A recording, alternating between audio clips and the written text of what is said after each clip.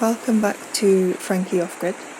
The last 3 weeks, Portugal has suffered some of the toughest weather with a series of deadly storms in the last 3 weeks, and what scientists have called the longest train of storms within living memory. As we shared last week, we were firstly hit by the winds of Storm Kristin that brought down our old barn roof and a few solar panels. Storm Kristin was swiftly followed by Storm Leonardo, which dropped 20% of Portugal's annual rainfall in 1 week. This led to a lot of flooding of the land and of our kitchen. Following that, we had Storm Marta and then Storm Nils, and it's felt like the rain has not stopped. We count ourselves lucky compared to those that have lost their lives and their homes, and our thoughts go out to those deeply affected by this unprecedented weather. Luckily for us, my dad and his wife were also visiting this week, so we were able to escape our soggy London kitchen to spend the evenings with them. On their final day, the rain stopped and they helped us with a few jobs as we started putting things back together now that we seem to finally be on the other side of this extreme weather.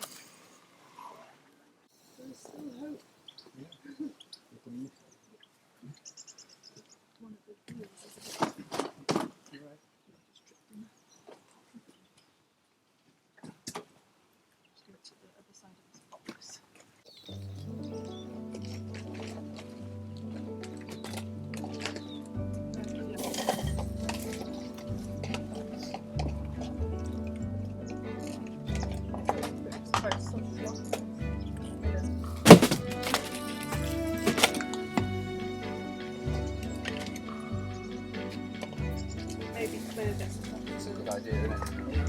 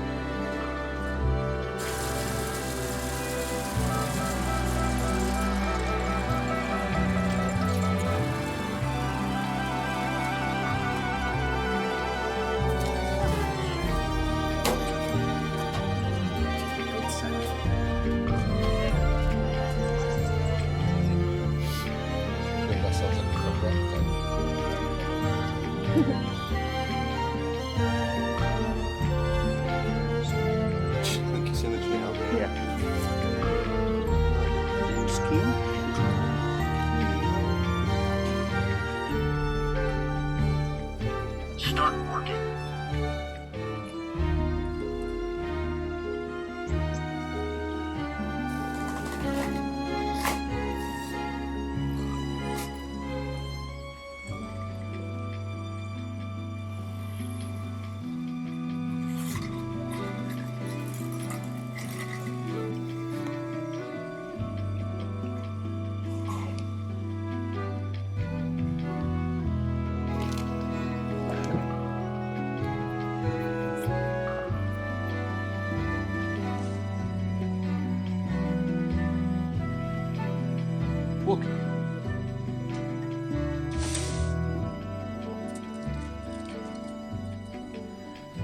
Dogs.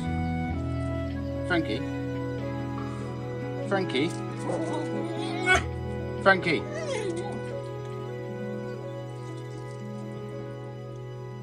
Sausage, come here. You want to go walkies?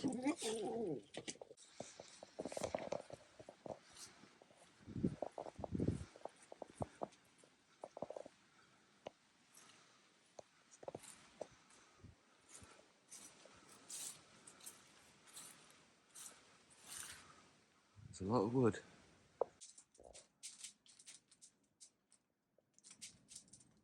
I've never known charcoal do that.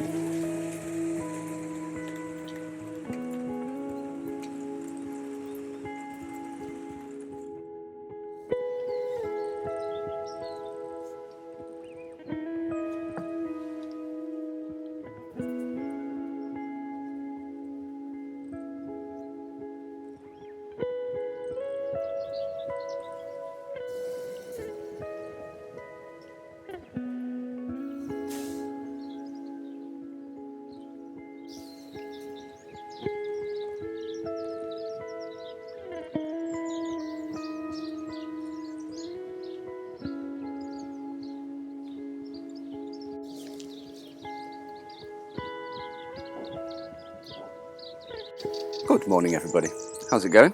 As you can see, the sun is out. We actually have a forecast now, 30-day forecast that has no rain on it, or maybe a day. So one extreme to the other. It's been a pretty soggy 6 weeks. Probably 6 weeks. It's been very wet. All the wells are full. Standing water everywhere. Floods in the kitchen still. Usual madness. So before we go any further, I want to say a big thank you to everybody who commented some advice on the last video. I think we need to get some professional opinions, i.e. we'll get Nick round and maybe we'll get a local builder round to give us a quote and see what they would do, just as a kind of out of interest thing.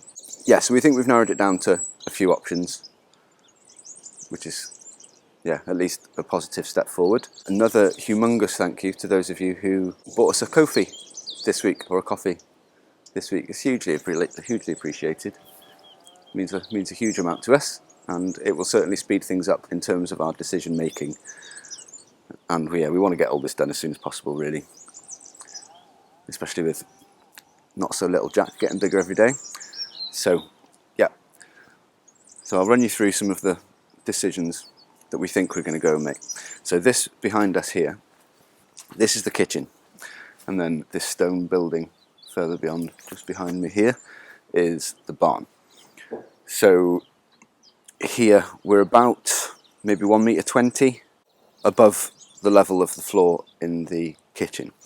So obviously a lot of drainage will be going through here, and the only real separation between the inside of the kitchen and this stone wall here is the render that we put on the other side, and that's obviously not going to do too much, and the wall is not filled in adequately, so the water will just drip down underneath the floor, which does have a waterproof membrane underneath it, but obviously it'll be coming up the edges of it and then settling on the floor.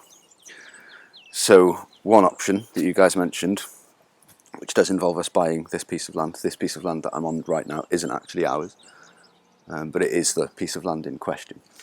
So we would dig out a couple of meters, I suppose, all the way around the entire building, which would give us 360-degree access to the building, and obviously all the benefits that come with that, because we can put proper adequate drainage around the entire building then, which you would imagine would get rid of this issue. So that's option one. Option two is demolish the entire house, start again, but move it a metre or two further into the land. Now the only thing we're not sure about this, we haven't consulted our lawyer or architect. Depending on things going forward, we may go down that approach, and yeah, how much it would cost, or whether it's even legally allowed for us to move the footprint of the building from the urban article. All very complicated. So yeah, we're not sure whether the footprint of the building is allowed to move or not, so that would potentially stop that. But yeah, we're not sure.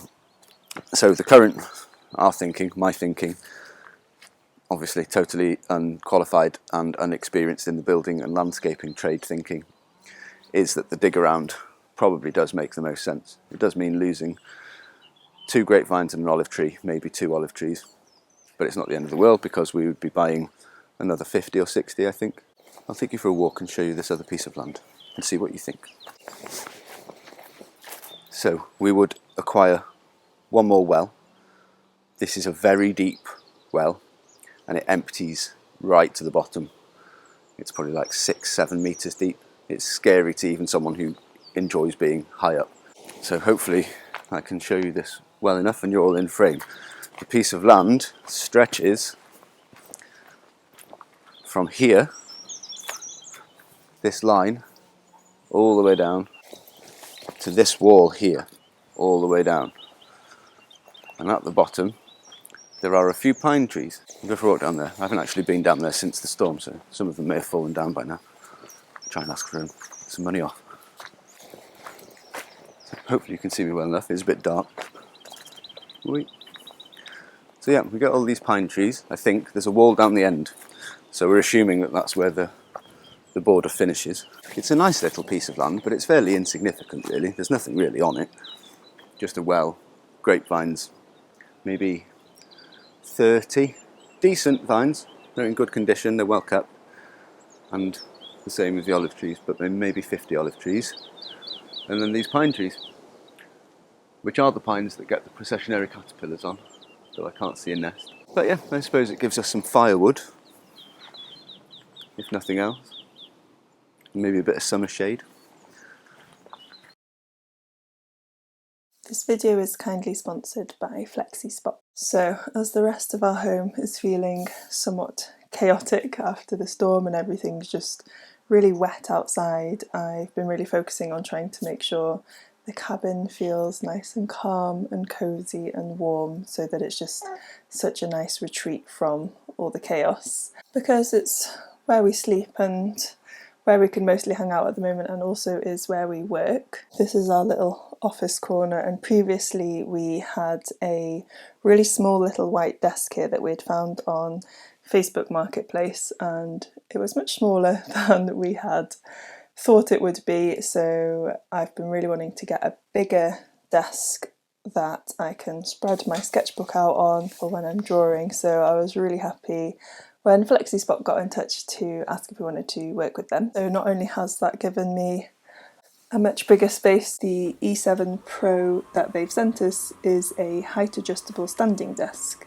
When I get into the flow of working, I can sometimes spend hours not really realising how scrunched over and stiff my body is getting. Being able to switch between sitting and standing is a really great option for work. I have read that standing to work and thus spending less time in a sedentary sitting position can improve back, shoulder and neck pain, but it can also improve your mood and your fatigue. So not only for me, but also, as you know, with Yuan's back, I'm sure that he's going to appreciate being able to edit in a more comfortable position, because that's long hours of work at a desk as well. The desk moves electronically, and I was wondering why the legs were so heavy, and it's because it has a load bearing capacity of 180 kilograms. It adjusts the height really smoothly and it's very stable even when it's at its standing height.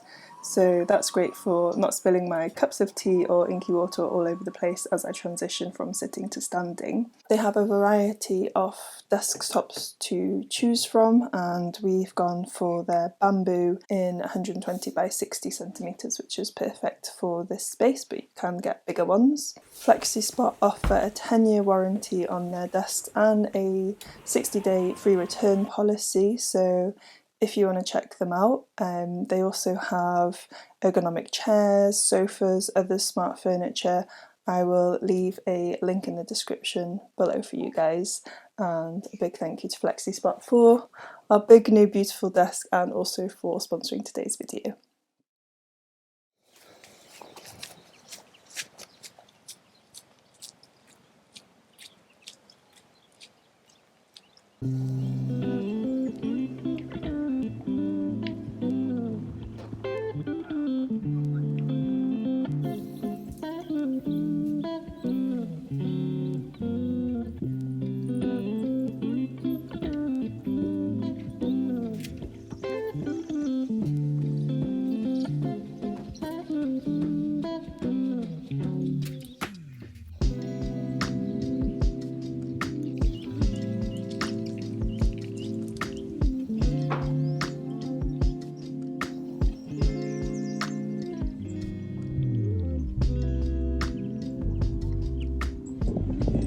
So that's pallet delivery.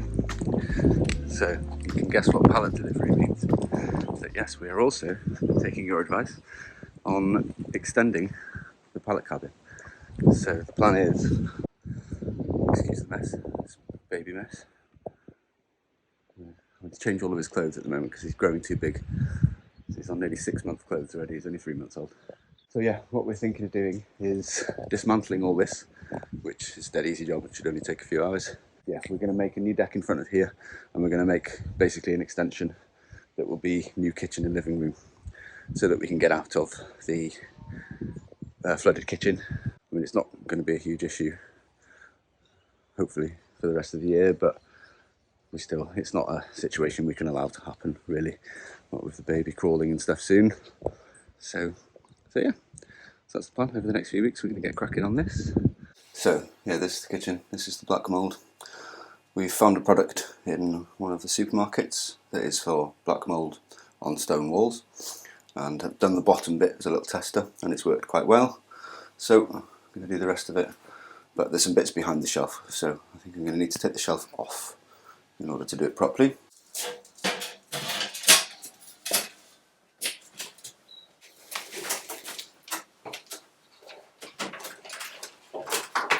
Jack slept for 8 hours straight last night.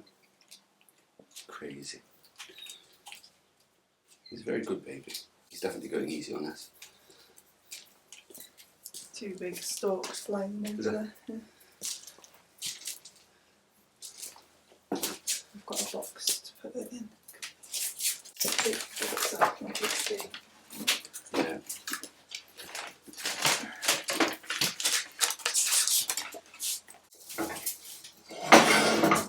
Plenty of grid ball, I think I'll get in the cabin too.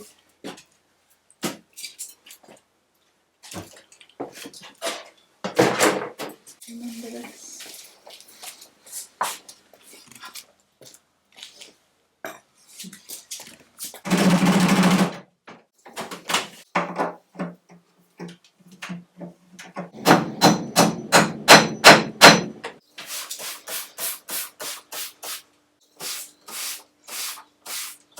haven't even scrubbed it yet. Look at that. Good job.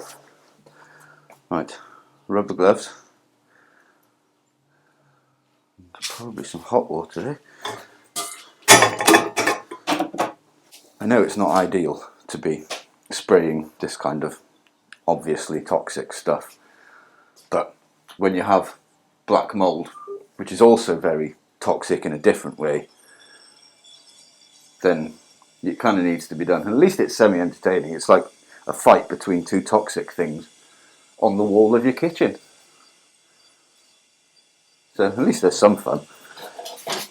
And this fight, the toxic stuff definitely won. Definitely a rubber glove job in.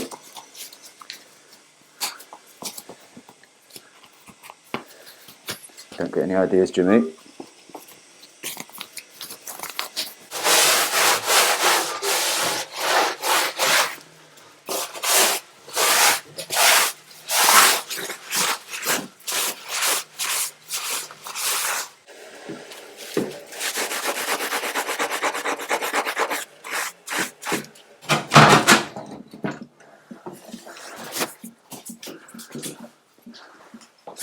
Right, I'm going to leave that to air a bit. It's worked brilliantly, but it stinks.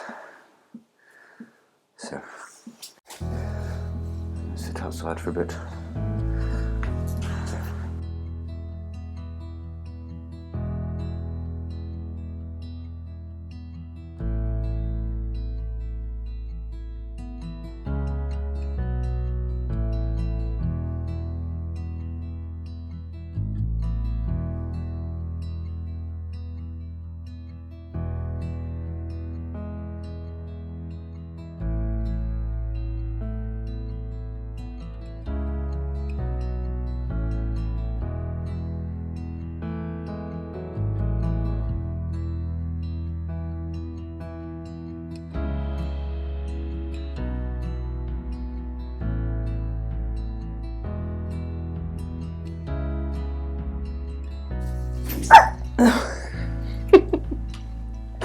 I was going to film with Jack, but he's got some hiccups, so it might be a bit noisy.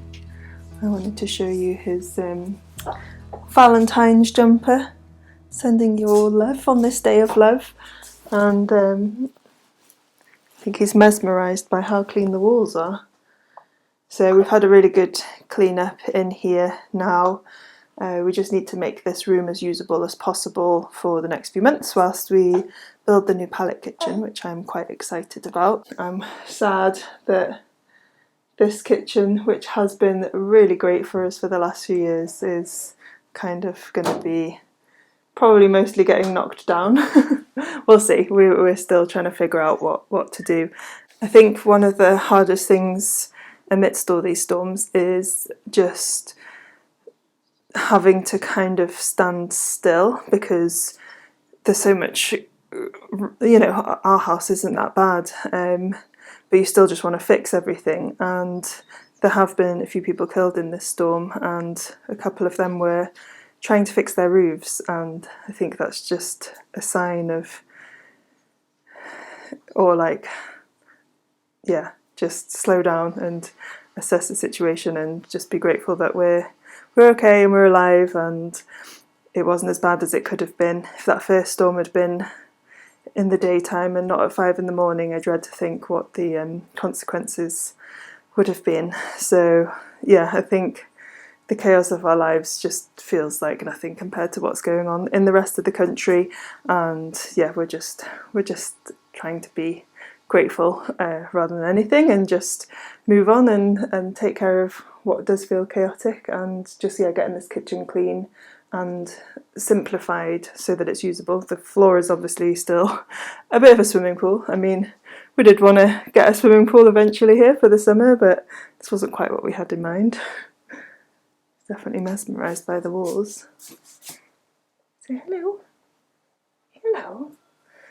But yeah, I think we're just going to carry on tidying and cleaning. I'm so grateful the sunshine's come out. We've got enough electricity to do all the laundry. That was piling up the last couple of weeks, so we actually did go to the laundrette and do a big wash and dry, which was very necessary. Getting his clothes washed today because I need to use the proper baby laundry liquid for his things, so yours is a priority. He's growing out of everything so fast. He's a very big baby. He's in the top percentage for his size, and is continuing to grow. So thank goodness for Vinted, where I've been getting all his clothes secondhand, including his little Valentine's jumper. And yeah, I really want to say thank you so much for all your comments, all your support that you've sent our way this week. It's really made what could have been a tough week a lot easier, having just, even just a message saying, the sun's going to come out soon. It reminds you that that's the case. And yeah, I think we're both just feeling like positive that we can move forward, and just need to decide what the next plans are. I think we will sign off there, and we'll see you next week. And yeah, hope you take care of yourselves, and yeah, bye. See you then.